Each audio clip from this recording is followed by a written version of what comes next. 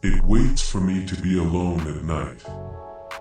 Mom works night shifts sometimes, and I guess the monster watches her leave before he gets ready to go into my room. It always smells just like the trash can in the kitchen, and he makes sounds like birds when he walks, like it's filled with gas from something getting bad. The first time it came into my room, I pretended I was asleep, but I could feel it watching me from the door, breathing heavily. I thought of looking at it, but something made me very scared and I kept still under the covers, hoping it would go away soon, and it did, just like it was just scanning the room. It came a few more times just to watch me. Its presence suffocated me like a bad air closing my lungs, and I grew more and more nervous every time, like I knew it would come closer eventually. During the day, the monster isn't anywhere the house. I kept checking, waiting for it to jump out of a corner, but it was peaceful. I took it as it only existed when it was dark outside. When it started to stop by my bed, I started having trouble pretending to sleep because my heart beat so loud and I couldn't breathe, and I was afraid it was going to notice I was awake. The first time it touched me, I had to keep strong so I wouldn't cry. I felt its hand slowly sliding over my back, and I could feel its skin thick as leather even through my pajamas. It slid a finger under the waist of my pants, and then stopped, like waiting to see if I would wake up. I kept playing dead. Then it played with my hair for a while, and I felt it slightly shaking beside me. Not long after, it gasped and closed its fingers on my hair, pulling it a little. I had to be strong and not gasp too. It left after. It happened almost the same way a couple more times. It ran its fingers over me, shaking, gasped and left. Then it laid down behind me for the first time. It kept still for a moment, then I felt its body a little over mine, the cracked skin of his hand sliding harshly against my shoulder and arm. It breathed heavily, its bad breath almost making me throw up. That night I found out it had a third arm, because it hit my back with it a few times, like testing if I was really asleep, while the first hand held my arm and the other stroked my hair again. It started to talk to me. I couldn't understand its rugged voice or the slurred words it said, but I knew it wasn't saying anything good. My fear grew and grew. When it left, I cried quietly. One morning, while Mom made breakfast, looking tired from her shift, I told her about the monster. I told her it stank and it made me scared.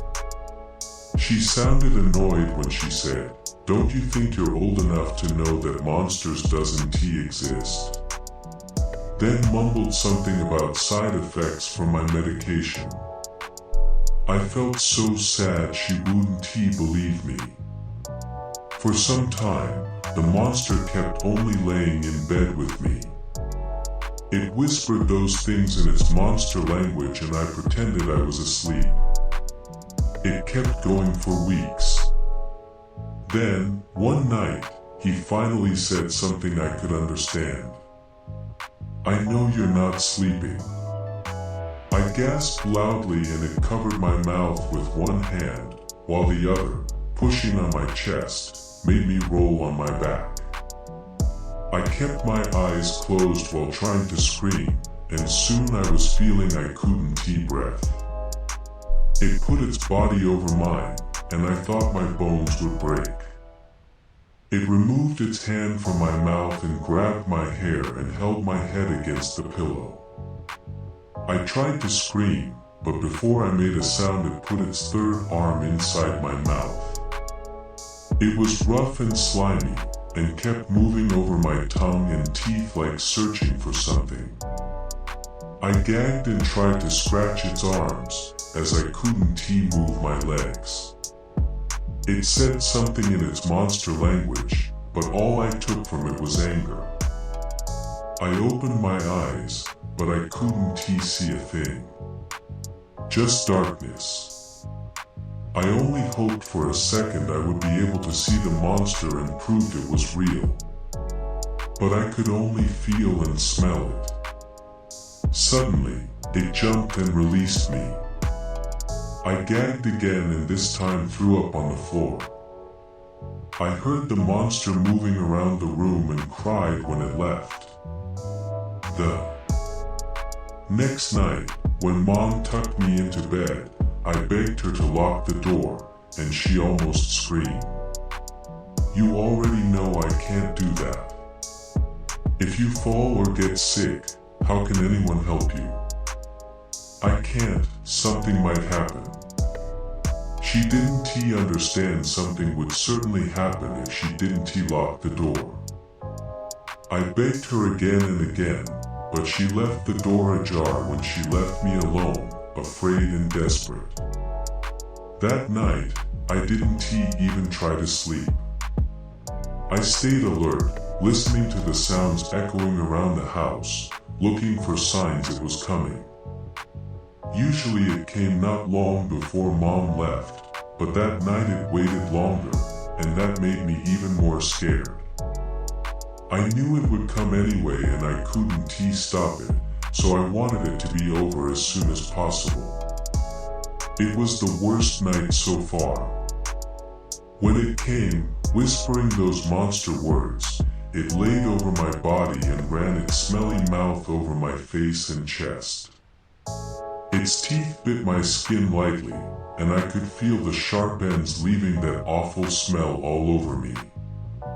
When I tried to scream, it put its rough fingers inside my mouth, making me gag. It was too long before I realized fighting and screaming was useless. That monster, whose face I can't see, is way stronger than me, and nobody will come to help me against something invisible to me. I tried telling Mom again and again, but she kept telling me to stop making stories. I told her about the bad smell, which I noticed is a worse version of what my mother smells like when she drinks from cans. She says I can't drink from Dash, about the 3 arms and how they hurt me when it gets them inside me. One morning, she had enough of it and beat me a lot. I've never told her anything again. Tonight, as I hear her leave in her car, I know the monster will come again.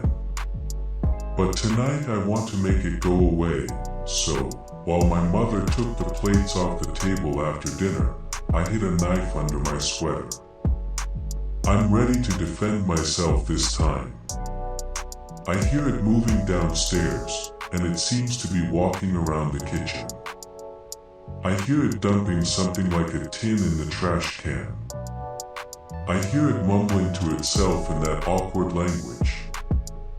Then I hear it coming upstairs. But this time I'm ready. Underscore underscore underscore underscore underscore underscore underscore underscore underscore underscore underscore underscore underscore underscore underscore underscore June 1st, 2025. The County Police Department reveals the autopsy of the 10-year-old girl murdered 2 weeks ago. E.M. was a disabled girl who lived with her parents near the Forest Park. She dealt with low mobility and blindness due to cerebral palsy and was killed on the night of May 16th. Her father, William Morton, committed suicide after stabbing his daughter 12 times. Autopsy report shows recurring sexual and physical abuse and that a stabbing through the heart is cause of death. The child's mother claimed during investigation that she never saw any signs of abuse. E.M. was left in her father's care when the mother was working, and she was rarely seen out of the house, being supposedly homeschooled by her parents. Witnesses claimed the parents often talked about the child as a burden, expressing huge resentment towards her disabilities. The mother was arrested last night for child abuse and accessory to murder.